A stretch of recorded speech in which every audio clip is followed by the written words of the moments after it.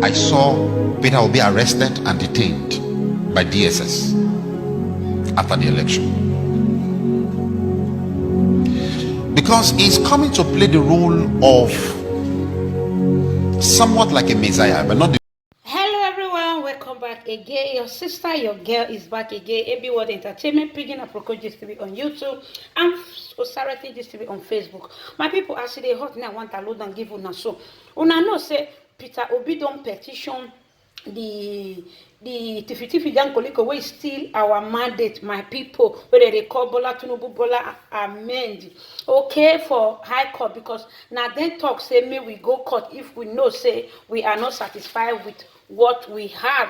Okay, now Festus Kayamo don competition Peter Obi again, say Peter Obi and his running mates say then they talk anyhow, so the DSS need to look into their matter. DSS need to arrest them, my people. Una remember the intro when I put for there, when that prophet talk say after election Peter Obi will be arrested, and it has come to pass, my people. Make una know they use look now they use prophecy say they play. Oh, now I say make I can't remind una say make una see wetin happen that time for before election. Now this man give that prophecy say after election Peter Obi is going to be arrested by DSS, and now it has come to pass, because this Tinubu lawyer or Tinubu boy now, they claim say Peter Obi and ironic mate, he gets some statement where they make for social media. So the DSS need to look into the matter. They need to arrest Peter Obi. My wonderful people, waiting. What's it called? MC Oluomo talk where it take block people from coming out on election day for the 18th of March for governorship election. They never see arrest MC Oluomo up to today. You understand? Many atrocities where they happen for inside this presidential election. They never arrest anyone. Remember, saying all these people talk, say if you are not satisfied, go to court. Now Obi don't go to court. Now body don't they inch. They now say why Obi will go court. You understand? Obi don't they bring different things. They come outside. You want a nail they put for ground, my people. Now this one beneath they talk. Say I'm not going to neck bigger. So for me, leave and me cry. Una don't beat Peter Obi. Me, una leave and me cry now. No, una so una no go still live. I don't go beat pikin. Una go say me pikin no cry. Now that one me I don't understand, my people. God in heaven, I never see this kind of situation before. You go tell person say go to court and go and fight for your right. Now I'm fighting for my right. You are not telling me I cannot fight for my right because I don't have right to fight for my own right. My people, and I don't hear that kind of thing before. Now Tinubu regime, now for the hear am, my people. After Bubu don't see do you finish. Now Tinubu regime, now we can hear all this kind of thing. No. So my people, me I live on me could have watched this video. I want to follow me for this, my handle, Facebook and YouTube. Follow me there, guys. If you have not subscribed, just subscribe and on your notification bell. Thank you everyone for always following me and for sharing my video. I really appreciate you. God Almighty will send your destiny helper to you all in Jesus' name. Amen. I'm being joined by Mr. Festus Kayamo, Senior Advocate of Nigeria, Minister of State for Labor. Thank you so much indeed for joining us tonight. Thank you very much. So let me begin by asking you, what prompted your, and if you can be specific, there must be something that annoyed or angered you, because you said you are doing this in your own personal capacity. You have written to the DSS, although the DSS has not granted your prayers. But what was it that moved you to that point? Well, let me start by saying that in this post-election period, campaigns are over. So normally we are torn between the extremes of, going full conciliatory in our tone, or, being as firm as possible, in asserting our mandate and our rights, to govern this country as given to us by majority of the voters.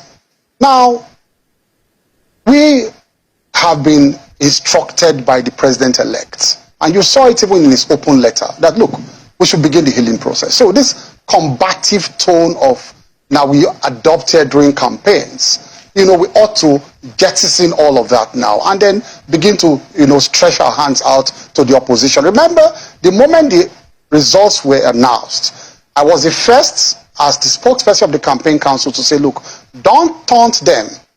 They are patriots, they are our brothers, they mean well for this country. It's just that, perhaps the templates they sold to Nigerians were less attractive than, was less attractive than ours, and now more Nigerians accepted us. But they are patriots. And that's the kind of language we want to see now. But then it appears too, and this is the point I want to make, that when you now have a mandate to defend, you have a right donated to you by Nigerians, and you become too condescending. You genuflect too much and you beg too much. It also conveys the feeling or the impression that you have stolen something and you are begging to be accepted. So that is also the danger of the other extreme of becoming too conciliatory and all of that. So there must be a point at which you draw the line to say, look, I have appealed to you enough. For the sake of our country, let us come together. And I think that is the line that Peter Obi and Datti Ahmed, they have crossed. There is a constitutional process to address grievances. A process has taken place. An election has happened in accordance with the law. Results have been declared by the body constitutionally imbued with the right to declare that result, which is INEC, not any other body, INEC.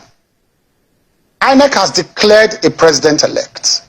The Constitution also envisages that certain persons will be dissatisfied with that declaration. So we are not in a position or situation of constitutional crisis like Datti Ahmed tried to paint. This situation was or has been envisaged by the Constitution that certain persons will be dissatisfied. And if you are dissatisfied, there are laid down procedures to address those grievances so that democracy will function, those institutions will function, and democracy will function and will survive. Now, what is going on is that Datti Ahmed comes here, and it has been a series of interviews by himself and Peter Obi. Yesterday was the final nail on the coffin. It was the final straw that broke the camel's back. That somebody who wanted to become vice president of this country, of that level, would come here, sit before the world, and tell the world that he does not recognize a president-elect that has been declared by the Independent National Electoral Commission, and that the president-elect must not be sworn in, and that he does not even recognize, the process that they have, started, in court. He does not trust that process, And that's the person who wanted to become vice president of this country. How?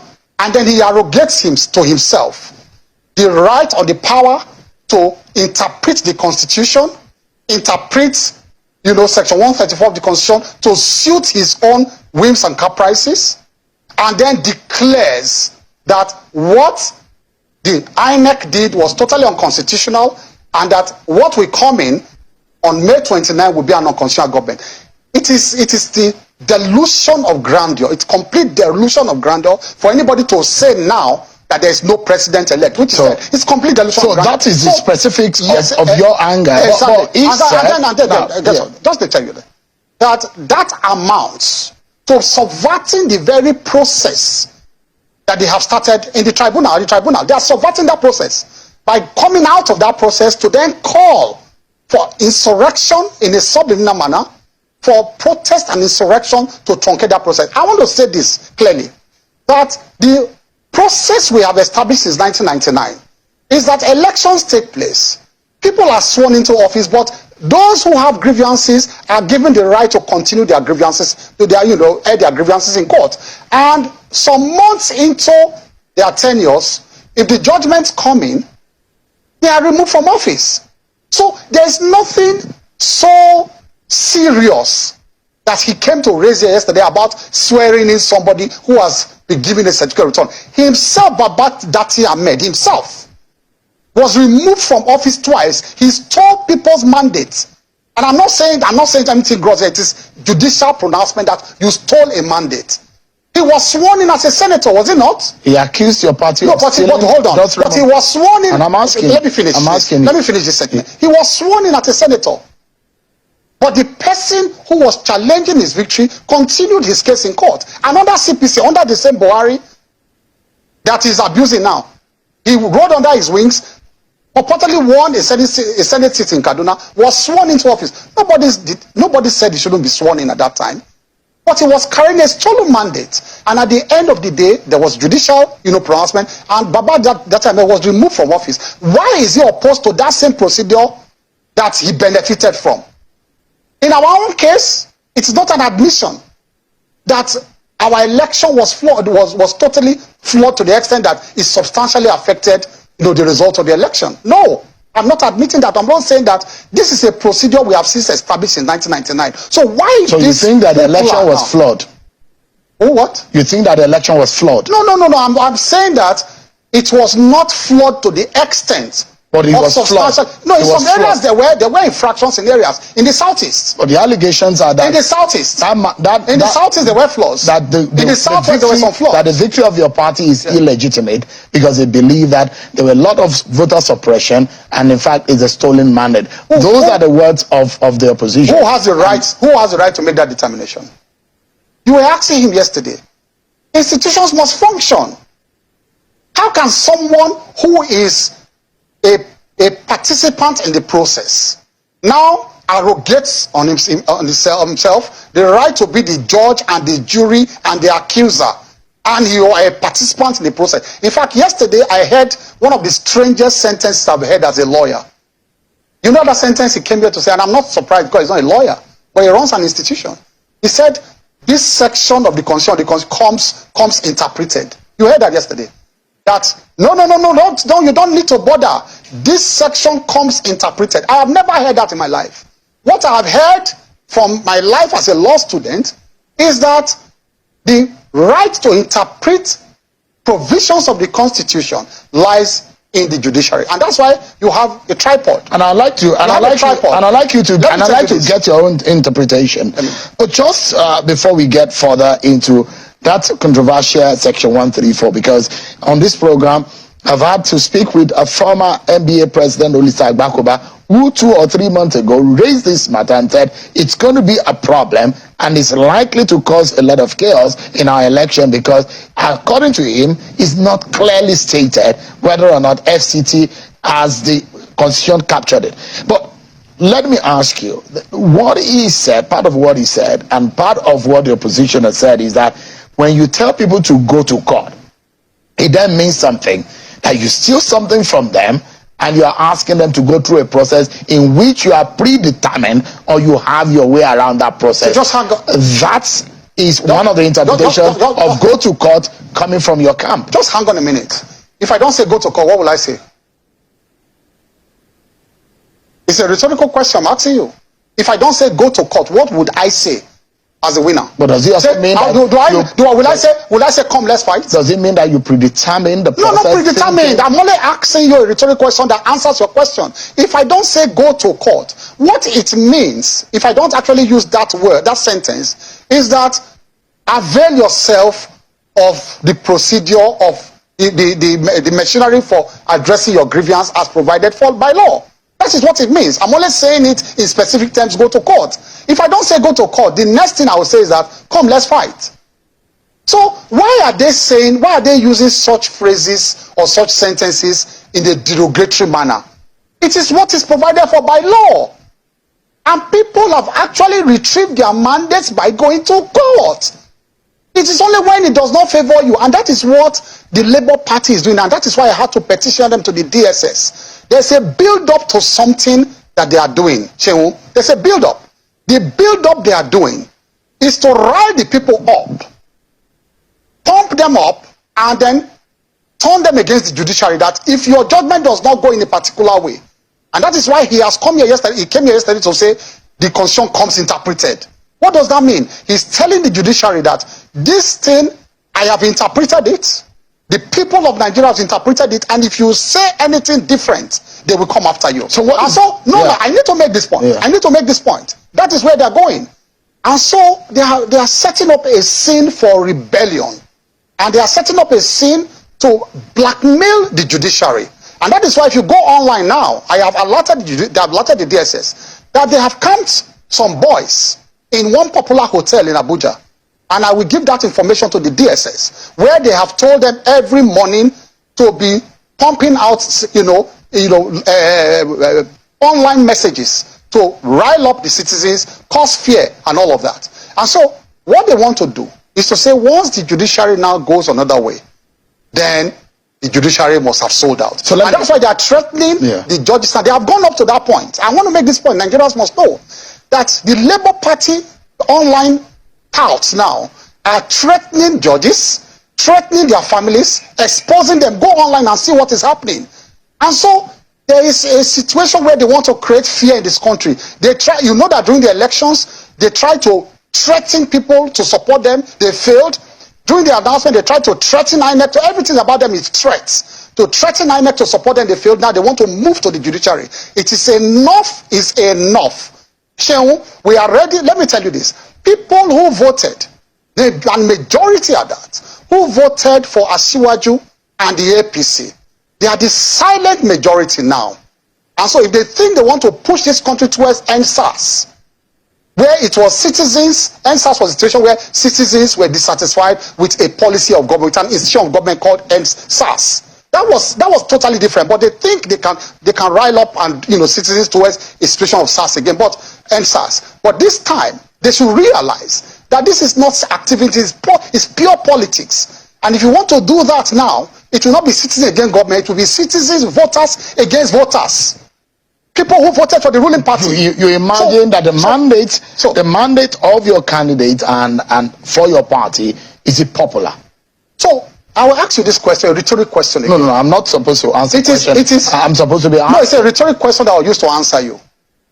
That Peter Obi, with the kind of message he preached, did he expect, in all honesty, a man who came third or saying the confessed, did he expect, in all honesty, to win in areas where that message did not, go down well with people? He was telling the churches, take back your country. Take back your country from where? Now look at the heat map of the votes. Look at the Nigerian map. Pick it up and look at the heat map of his votes. He succeeded in those areas where his messages sank in about Christians take back your country. He forayed into the middle belt where Christians are predominant and ended there. He could not go further than that place. Look at the heat map. And so the heat map exactly reflected the kind of message he preached to people. So within the ambit of the law, I'll tell you this. Within the ambit of the law, if someone is hurt by a process and he lost out in the process and he thinks that that loss was illegitimate, he was edged out illegitimately within the ambit of the law, does he not have the right under the law and the independence of mind to be able to speak out? Oh, there. But you don't say you don't recognize a legitimate government. That is treasonable felony. What Peter Obi and Dati Ahmed are doing is treasonable felony, and we must draw the line for them now. That is your interpretation. No, it is not. It is the courts to why you don't recognize a legitimate government that has gone through the process and it is legitimate, and you say you don't recognize it, you want to live your own life, it is treason. And let me tell you this. That's how you interpret it. What Peter until Obi, the court now said what Peter Obi, that is when they will defend themselves now. But you must be charged first. Do you understand me? You will be charged for that. That's what I'm telling them to do. I'm not interpreting. They will charge them for that. Charge them and go and defend yourself. Why you are calling on people to protest? That's the remit of the states to do. Yes, that's what I'm saying. That's why I've submitted myself to process. Have I not? Did I come here to say I will go and arrest them physically? I'm a senior lawyer. I've instituted the process. I have started the process. And you see, what they are doing, let me tell you, they are living in a bubble of their own. Peter Obi, Dati, and his supporters, I'm saying this on air, They are living in their own bubble. They are not hearing the other voices of Nigerians who are saying, we hate your bigotry. We are not buying your message of Christian votes. We are not buying your tribalism. They are not hearing those voices. There are voices in this country. So no, hold on. There are voices in this country saying we don't like those messages. But they are not hearing those voices. They are living in a bubble of their own. And they will hear those voices very soon if they continue with this nonsense they are doing. Right. As from now on, it's going to be propaganda against propaganda. Word for word, we will meet them everywhere because Asiwaju has a mandate he will defend. And we're prepared to defend that mandate. And you politicians are not afraid of burning this country with the manner in which you have described. Let me tell you this. Let me tell you why. If you want to push your supporters to protest, it is only where you are popular you can protest. So you are going to be burning the areas where you are popular. Do you want to tell Obi that I can call us protesters in Kanu? Can he call out protesters in Ekiti? Can he call out protesters in Ondo? Can he call out protesters in Borno? Can he call out protesters in Jigawa? Go and call them out now. Right. You can only call out protesters where they are popular. So you'll be burning areas where you are popular. That is where you can burn. Let me pause you for a moment. I will take, we'll pay some bills and we'll come back to the conversation. And I'd like to know your own interpretation of Section 134 in also looking at Section 229. These are some of the issues that have been raised yesterday, and I get your reaction to those issues. Stay with me, everyone. We'll be right back. Thank you so much, everyone, for staying with us. Let's bring these news quickly to you about the activities of the People's Democratic Party and some disciplinary measures that have been taken. We understand now that the former governor of Ekiti State and the former SGF, former Senate President Pius Ayim, alongside Governor Fayoshe, Professor Itavaya, and Aslam Aliyu have been suspended by the People's Democratic Party. Governor Autumn of Benue State has been referred to the National Disciplinary Committee. We're getting more reactions on that and on Channels Television News at 10 and more stories on that. Let's continue our conversation with Mr. Festus Keyamo. Thank you so much indeed for your time. Thank you. Let me take you to Section 134. My guest yesterday was saying... Before I just go there, just 1 second, to mention this. That it is important we mention to Nigerians that there has been no time where Labour Party has come up with alternative figures that they got from polling unit to polling unit. That is very important before we delve into Section 134. That it is important to say that every party has polling agents in every unit. And so you must have obtained your own alternative figures different from what was obtained. So all of these claims that were rigged, that's important I mention that. So that we don't finish the program without mentioning that to Nigerians, that the basis for all of these agitations is not even there at all.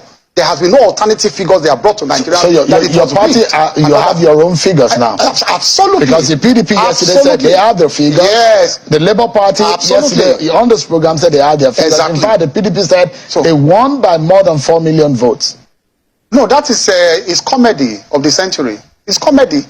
When you say 4 million, where did you get it from? Where are your tabulation? 4 million of their votes was not reflected. I just read the news just now about PDP. It has been It's just like the case of PDP was that everybody saw the accident that was waiting to happen, but they did not see that accident. It was an accident waiting to happen.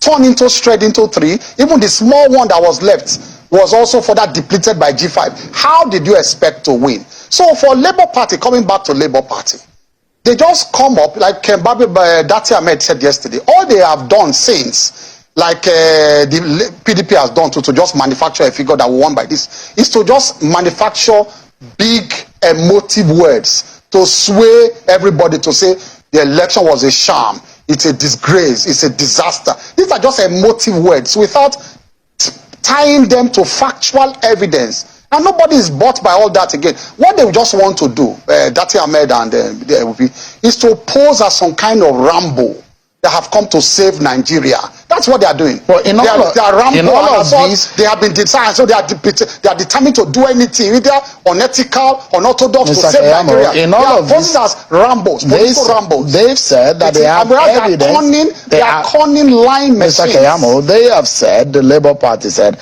they know that they won this election and with a better margin, and that they have their evidence and they are going to court to prove it. We are very happy with that. We are happy. It's because I'm in cabinet now that you will not see me appear on the first day in court. But after May 29, on May 30th, you will see me. I'm working with the team. You will see me in court. The law is against my putting on my wig now as I'm cabinet, but I'm working with the team. So on May 30th, you are going to see me in my wig and gown in court. So I know the facts we have. I'm not going to reveal everything. And I'm very sure that I know the facts we have. You have seen you have seen the petitions. You have been seeing reactions. Of course. And not only the election matter. That in fact there are matters that are being raised bordering on the capacity and the qualification of your candidate to even run for office in the first place. I don't want to impugn the judiciary here. Even if I would have used the word laughable. But it is important for me as a senior lawyer not to ridicule the judiciary. But at the end of the day, like I said, I tweeted a few days ago, I said, I'm excited about this petition. Why am I excited? Because those issues we shouted and tried to explain to Nigerians during the elections, that these things were useless allegations, you will hear from the judiciary, you will hear from their law lords loud and clear now when they give their judgment. And call me back. Keep this tape. Call me back after the judgment has been given. We all know law. We all know the law. Even the opposite side, they know too. Some of them have come to say first now we just do our work. They told me. Are you predetermining what will come out? No, I'm not talking. I said that's why I said I will not impugn on them. But call me back after the judgment and say those simple issues we have tried to explain to Nigerians, they will be exposed. And I'm excited these things have been brought to their petition so that we can have final judicial determination of those issues. All right. You will see them. Let me take you to section 134, and I'd like to get your own reaction. So if you can put it on the screen. And this is what section 134, subsection 2. And clearly what it states about how an election of two or more people in an election for the presidential race will be determined. A candidate for an election to the office of president shall be deemed to have been duly elected where there being more than two candidates for the election. Hey, the first instance is that he has the highest number of votes cast at the election, and the B part says he has not less than 1/4 of the votes cast at the election in each of at least 2/3 of all the states in the federation and the Federal Capital Territory, Abuja. That is where the controversy came. What is your own interpretation? You know, Sean, you want me to expose our briefs here now, but I'll give you a small expo because here I will not start arguing our case. But let me give you one small expo. Do you know what we call expo? You know, when we're in school. Now, there's what you call the spirit and the letters of the Constitution, or the letters and the spirit of the Constitution. There's also what you call the community reading of the provisions of any law. What has been long established in our laws is that the Constitution and its provisions must not be read in isolation. These are very elementary principles that all lawyers know, and I'm sure you know that too. Before we came already, you said I should not refer to you as a law student, but I must refer to you now. You must have heard that in your law class. Because there's a community reading. Is that very still? You use that, but I mean, it's your intimidation tactic. But you know, it doesn't move me a bit. You are growing now. You are growing. It doesn't move. You are not intimidated again. You know, I've seen you as a young lawyer, and how intimidated you were. No. But thank God that you are bolder than you were before.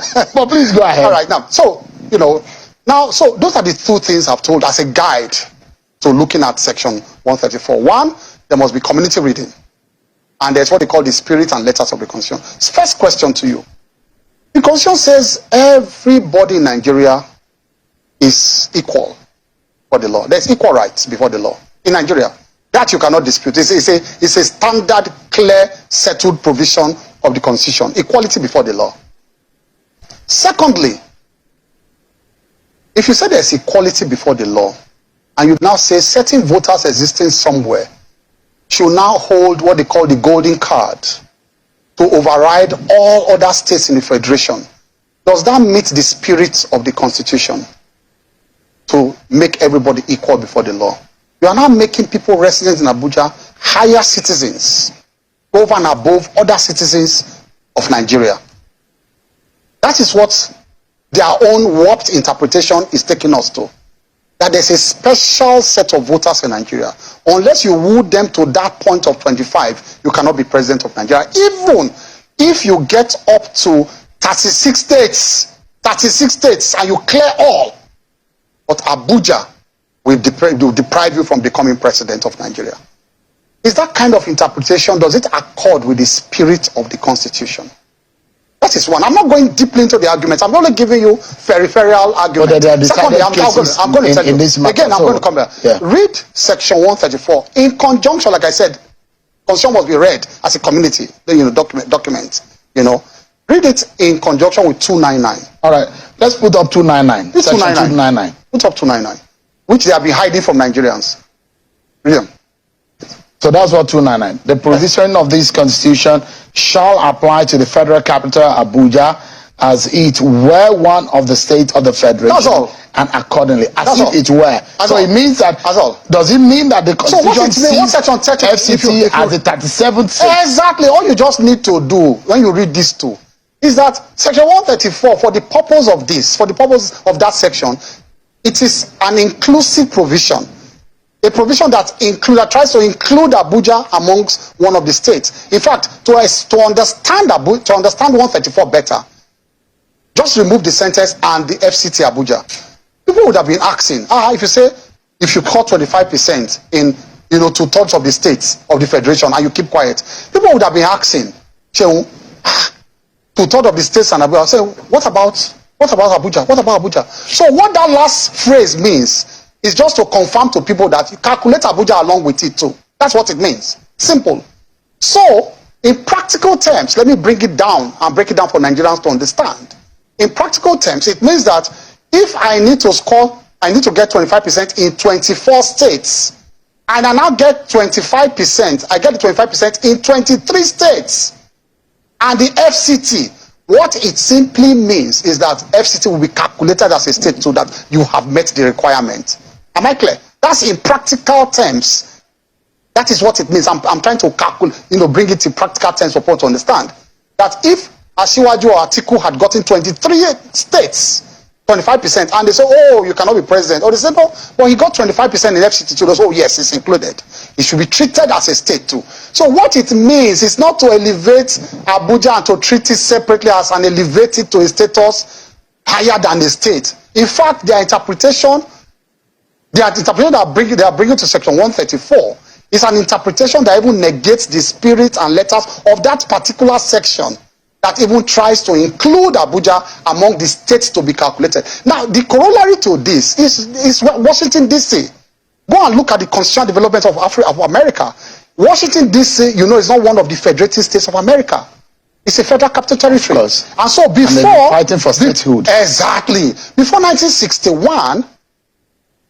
the voters in America were not allowed to choose electors, which is the Electoral College that determines America's president now. But in 1961, I think it was by the 23rd Amendment of 1961, that they now brought, DC in, and they said they can now choose, I think, 3 electors or so to now take part in the Electoral College. So that is the meaning that they were agitating to be treated as one of the other states. So our constitution, therefore, without waiting for that agitation, they adopted, what section 134 did, was to adopt the 23rd Amendment of the American Constitution. That's the meaning. We are going to go into it, history when we argue our case in court. It draws its strength from the 23rd Amendment of the American Constitution that says, treat DC as a state for the purpose of electors. That is what it draws its So Dati yesterday has said it might be dangerous for your candidate and the president-elect to be sworn in if there is no clarification and settlement on this provision of the section 134. What other pathway do we have to douse this tension? There is no tension. The tension is in Baba Dati Ahmed's mind. Tension where? He wants to come to Eagle Square or do what? What is he saying? What is Dati Ahmed saying? That what? That INEC should have gone what? Should have stopped announcement to go to court first? If the lines if Dati Ahmed had raised this issue, your candidate, like Bakoba Supreme Court. Your candidate did not. You keep quoting my very respected fellow. Hold on. But he has raised respected fellow. But is this Supreme Court? Did you hear the views of other senior advocates too? He's my very good senior brother. But you keep going back to Oluka. What is Oluka? He's one of those who have raised it. But the other issue, the other lawyers who have said is nothing. What's them too now? Am I not a senior advocate? So what's the meaning of this? But the question is that as it is. Your So the INEC should have Mr. waited, Keyamo, should have stopped announcement to go to court. Calm down, Mr. Keyamo. Your candidate did not make 25% in FCT. Just like the PDP candidate. No. Just like Labour Party don't make 25% in more than 17 states too. In fact, he didn't make 25% in 15 states. And now he wants to now rub shoulders with us that didn't make 25% in what? In FCT and the 6 other states. We got 30. We got 30 states. You know that. The two of them, Obi and Atiku, did not even make the 24, and they are claiming they want to be president. Obi was the worst. He got 17, 25% in 2017.